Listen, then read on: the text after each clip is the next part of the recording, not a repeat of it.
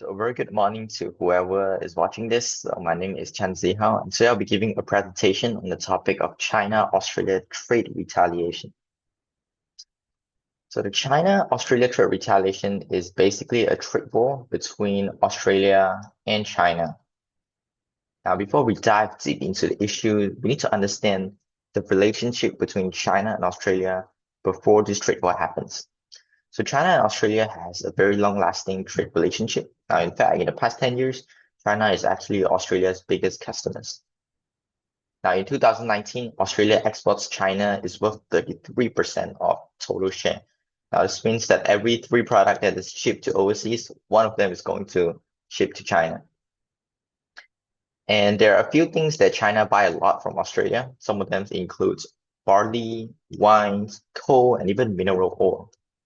Now, in fact, 55% of Australian barley, 37% of Australian vines, 40% of Australian coal, and 80% of Australian mineral ores are all went to China in 2019.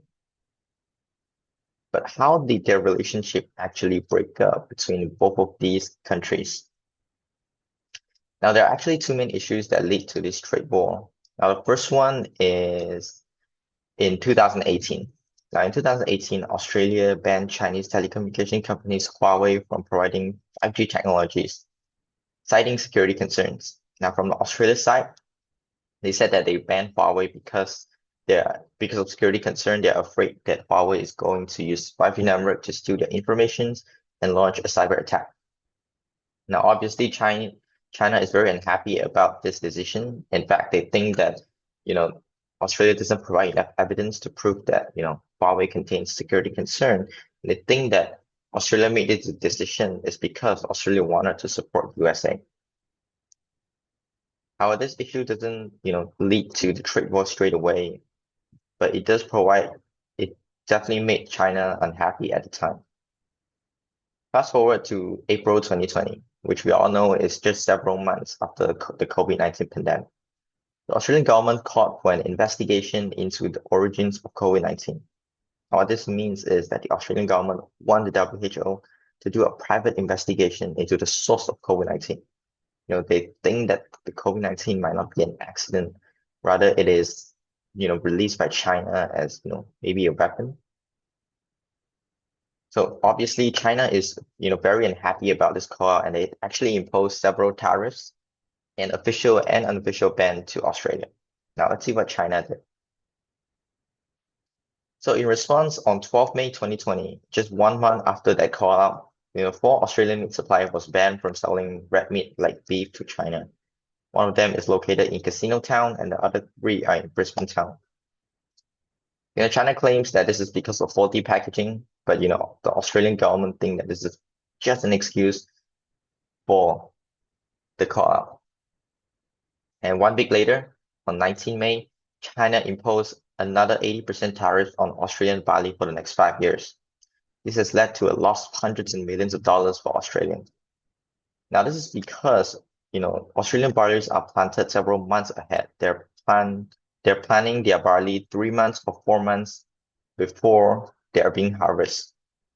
But now, suddenly, this is like a sudden attack, and they actually have to pay an extra 80% taxes if they wanted to ship the already harvested barley to China. Now, fast forward to 18 August 2020, China imposed another tariff on Australian wine imports, ranging from 116% and up to 200% even more. Now, from China's side, they said that this is because Australian wines are too cheap in China, and they want to protect local wine products. Therefore, they wanted to, the tax is to raise the price of Australian wines. Therefore, local wines can compete with Australian wines. However, Australia definitely think that this is just an excuse for that call out. But that doesn't just stop there. 13 October 2020, China stopped Australia from importing mineral coals to the capital of China, Beijing. Dozens of ships carrying Australian coals were stranded off the coast of China. Now, this means that China doesn't allow the ship to park at China. However, the ship also cannot go back to Australia because they haven't shipped the product yet. Now, what this leads to is, the ships that carrying all the coals wandering around the ocean, around the coast of China for several weeks until months. In November 2020, China imposed another unofficial ban to Australian lobsters. Now, China claims that the lobsters contain exceeding chemical substances. Now, on Australia's side, they actually take the lobsters shipped to China to check whether the chemical substance, and the result is there's no chemical substances inside that lobsters. So they think that China is using this chemical substance as an excuse to ban Australian lobsters from just coming into China. One thing to note that China is actually a very big buyer in lobsters. In fact, they actually buy about 90% of Australian lobsters.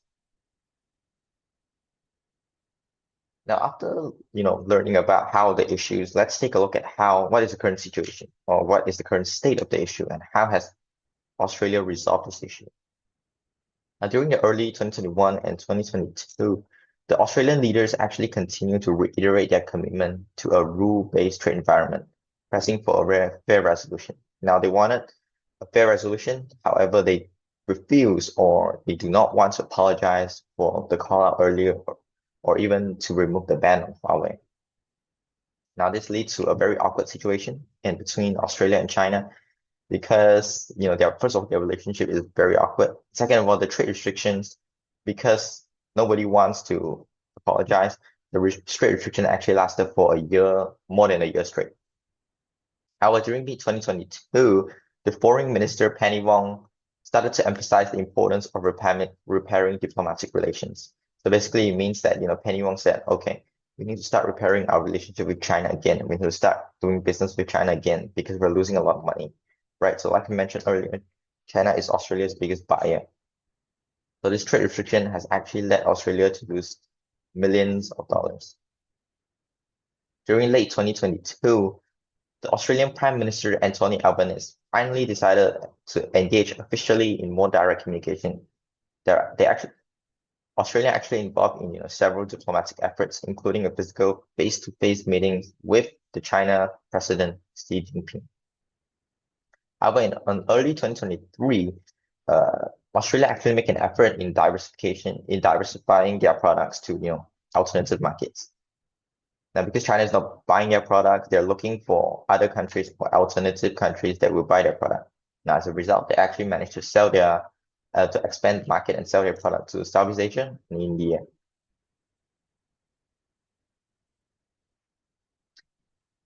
After several, diplomatic efforts in between Anthony Albanese and Chinese government, and on May 19, 2023, China finally resumed imports of Australian coal and timber.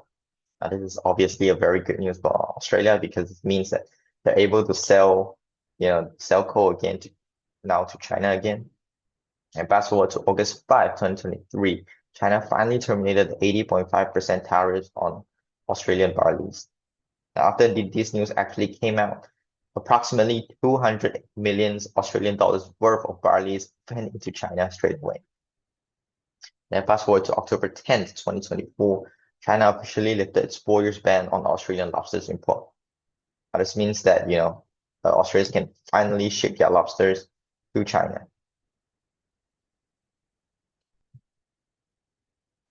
All right, let's take a look at the industries that are impacted by these trade restrictions. There are, I would say, 4 main industries that are impacted by these trade restrictions. So the first one, let's take a look at, Now let's take a look at barley and wine industries. Now, Australia suffered a major loss, specifically in both these industries. According to statistics, barley production dropped by 20% in the year 2019, and it dropped even more in 2020. Now, Australia wine is in pretty much a similar situation. Their export sales dropped by approximately 10% in 2020. However, their production in litter actually dropped by 26%, pretty big and a very major decrease in production and sales. But that doesn't just stop there. The coal and lobsters also has similar situations. They also saw major loss. According to Australia's energy commodity resources, Australia coal export to China actually dropped by 35% since the restrictions. Now, they are originally 40% of coals are going to China, and that number is minus 35%. And furthermore, Australia lobster sales also dropped around 25%. And there's also news claimed by local fisheries about the lobsters. Like back in the day, back in before the trade restrictions, the one lobsters are able to sell for approximately 80 Australian dollars, but now they're selling it at 25 Australian dollars. So you can really see the impact of China trade restrictions. Now let's moving on to the economic impacts. Now, there are actually three main economic impacts, I would say, to Australia. The first one is the loss on key export markets.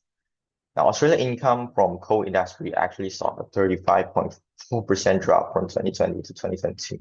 This is actually a pretty big decrease because, like I mentioned earlier, China is actually one of those countries that purchase a lot of coal from Australia. Now, they also have issues that are related to unemployment. Australia's unemployment rate increased by 1.3% in that year.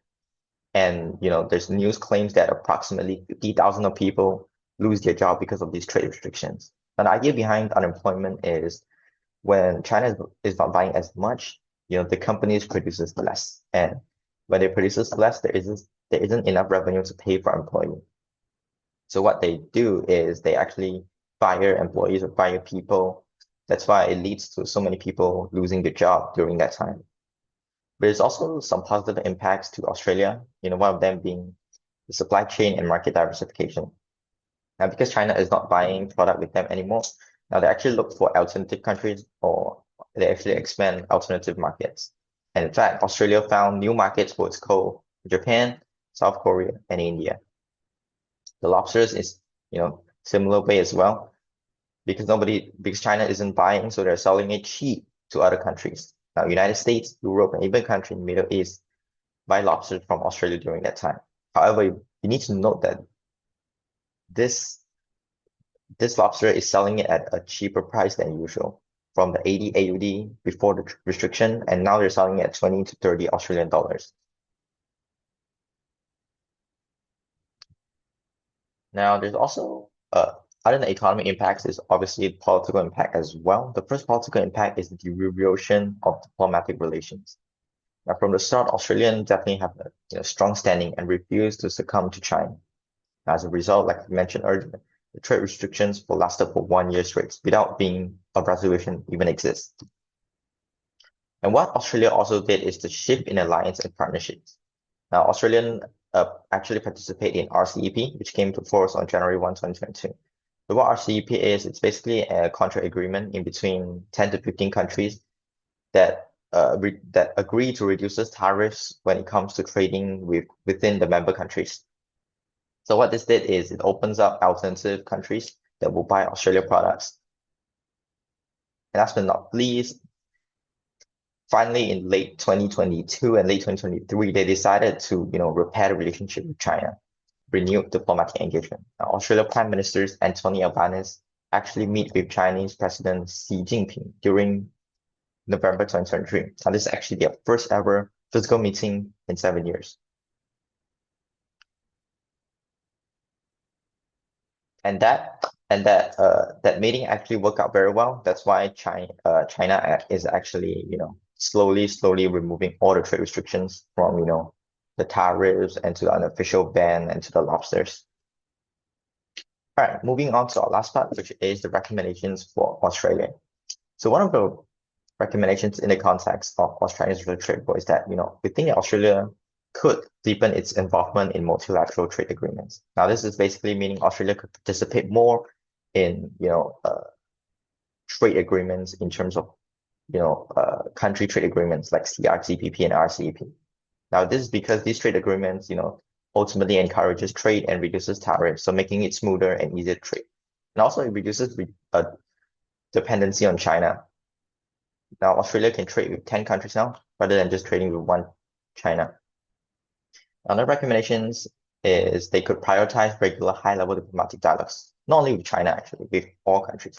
Now, this basically means like managing good relationship with China or different countries that are doing business with them. Now, there's actually a lot of ways they can do this. They could, arrange meetings from time to time and probably arrange like a, visit or something. Last but not least, Australia could also engage in cultural and educational exchange program with China. And the idea behind this is that when it's cultural and educational exchange, China learned about Australia culture, and Australia learned about China culture. What it did, it strengthens people-to-people ties and build goodwill in general. And also, it encourages good relationship between both countries and ultimately helps with business in general.